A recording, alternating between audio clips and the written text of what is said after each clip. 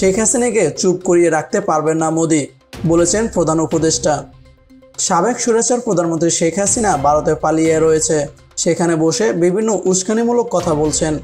সাবেক সরকারের দুর্নীতি সহ বিভিন্ন বিষয় নিয়ে সংবাদ মাধ্যম আল জাজিরার সঙ্গে বিস্তারিত কথা বলেছেন অন্তর্বর্তীকালীন সরকারের প্রধান উপদেষ্টা ডক্টর মোহাম্মদ ইউনূস।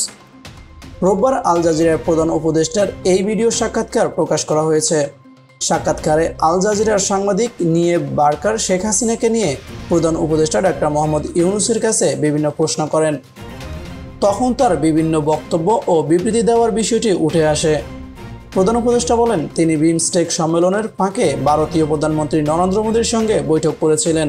সেখানে শেখ হাসিনাকে চুপ রাখতে বলেছিলেন তিনি, কিন্তু জবাবে মোদী বলেছিলেন তিনি এটি পারবেন না, কারণ ভারতের সবাই সামাজিক যোগাযোগ মাধ্যম ব্যবহার করে, এটি সবার জন্য উন্মুক্ত। অর্থাৎ শেখ হাসিনা সামাজিক যোগাযোগ মাধ্যম ব্যবহার করে কিছু বললে সেটি তিনি নিয়ন্ত্রণ করতে পারবেন না।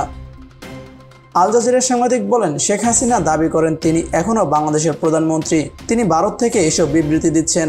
অন্তর্বর্তী সরকার ভারতে তার অবস্থানকে কিভাবে দেখে? জবাবে ডক্টর ইউনূস বলেন, ব্যাংককে বিমস্টেক সম্মেলন হয়েছিল, সেখানে প্রধানমন্ত্রী নরেন্দ্র মোদী সহ বিমস্টেকভুক্ত দেশের সব সরকার প্রধান এসেছিলেন।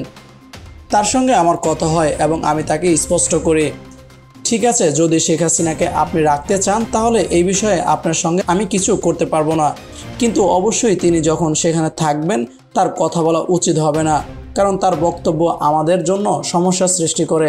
তিনি বক্তব্য দিয়ে বাংলাদেশের মানুষকে উত্তেজিত করেন, আর এই জন্য আমাদের ভোগান্তি পোহাতে হয়।